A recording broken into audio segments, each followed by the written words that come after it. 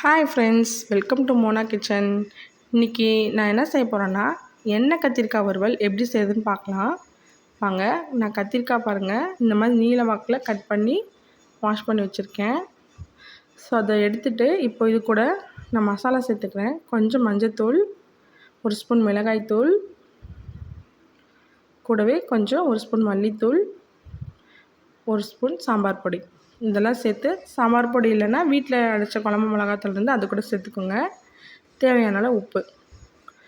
இதெல்லாம் சேர்த்து நல்லா இந்த கத்திரிக்காயில் மிக்ஸ் ஆகிற மாதிரி நல்லா பிசைஞ்சு வச்சுக்கலாம். ஸோ இந்த மாதிரி இந்த வறுவல் செய்யும்போது கத்திரிக்காயில் எல்லா மசாலாவும் நல்லா இறங்கி டேஸ்ட்டு நல்லாயிருக்கும். இப்போ ஒரு பேனில் எண்ணெய் ஊற்றிக்கோங்க. எண்ணெய் கொஞ்சம் சேர்த்து ஊற்றிக்கோங்க. அப்போ தான் இது வந்து நல்லா டேஸ்ட்டாக வரும் இந்த வறுவல். கடுகு போட்டுக்கோங்க. கொஞ்சமாக கடுகு பொரியட்டும். கடுகு பொரிஞ்சோடனே கொஞ்சம் ஜீரகம் சேர்த்துக்கலாம். ஸோ ஜீரகம் போடும்போது நல்லா வாசமாக இருக்கும். கூடவே பூண்டு, ஒரு 5-6 பல் பூண்டை வந்து குட்டி குட்டியாக கட் பண்ணி வச்சுருக்கேன், அதையும் சேர்த்துக்கிறேன். நான் வந்து 2 மீடியம் சைஸ் பெரிய வெங்காயம் எடுத்திருக்கேன், அதையும் இதோடு சேர்த்துக்கிறேன். எல்லாத்தையும் நல்லா வதங்கட்டும். இது வெங்காயம் பூண்டு இதெல்லாம் நல்லா வதங்கட்டும். ஏற்கனவே நம்ம கத்திரிக்காய்க்கு உப்பு போட்டிருக்கோம். இந்த வெங்காயத்துக்கு மட்டும் தேவையான அளவு கொஞ்சம் உப்பு சேர்த்துக்கோங்க. கூடவே கொஞ்சம் கறி லீஃப் இதெல்லாம் சேர்த்து நல்லா வதக்கிடலாம். ஸோ இது வந்து ரொம்ப ஈஸி, சீக்கிரமாக செஞ்சிடலாம். ரொம்ப பெரிய வேலைலாம் இல்லை. இது வந்து இந்த தயிர் சாதம், ரசம், இந்த மாதிரி உப்பு பருப்பு இதுக்கெல்லாம் செம்ம காம்பினேஷனாக இருக்கும். இந்த மாதிரி செஞ்சு கொடுங்க. கத்திரிக்காய் சாப்பிடாதவங்க கூட கண்டிப்பாக சாப்பிடுவாங்க. இப்போ வந்துட்டு நம்ம மசாலாவை, கத்திரிக்காய் பரட்டி வச்சுருக்க அந்த மசாலாவை இதோட சேர்த்துக்கலாம். சேர்த்துட்டு நல்லா கிளறி விட்டுடலாம். பாருங்கள், கலர் நல்லா கலர்ஃபுல்லாக இருக்குது.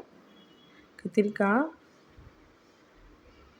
ரொம்பவே ஈஸி, சீக்கிரம் செஞ்சிடலாம். இப்போ இதை வந்து ஒரு மூடி போட்டு ஒரு 10 மினிட்ஸ் வந்து ஸ்லோ ஃப்ளேமில் வேக விடுங்க. தண்ணி இது எதுவும் ஊற்ற வேணாம். பாருங்கள், ஒரு 10 மினிட்ஸ் கழித்து பாருங்கள் எப்படி கத்திரிக்காய் வந்திருக்குன்ட்டு. ரொம்ப ஈஸி.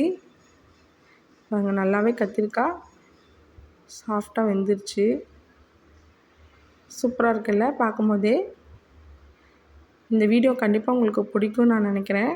இந்த வீடியோ பிடிச்சிருந்தா நம்ம சேனலை மறக்காமல் சப்ஸ்கிரைப் பண்ணுங்கள், லைக் பண்ணுங்கள், ஷேர் பண்ணுங்கள். இந்த டிஷ்ஷை மறக்காமல் உங்கள் வீட்டில் நீங்கள் கண்டிப்பாக ட்ரை பண்ணுங்கள். ட்ரை பண்ணிங்கன்னா கமெண்டில் என்கிட்ட எப்படி வந்துச்சுன்னு ஷேர் பண்ணுங்கள். ஸோ நம்மளோட எண்ணெய் கத்திரிக்காய் வறுவல் சூப்பராக ரெடி ஆயிடுச்சு. இதை நீங்கள் சாதத்தோட கூட, சூடான சாதத்தோட கூட அப்படியே பிசைஞ்சு சாப்பிட்லாம். டேஸ்ட்டு சூப்பராக இருக்கும். ட்ரை பண்ணிவிட்டு எப்படி இருக்குன்னு சொல்லுங்கள். நெக்ஸ்ட் வீடியோவில் உங்களை வேறு ஒரு டிஷ்ஷோடு பார்க்குறேன்.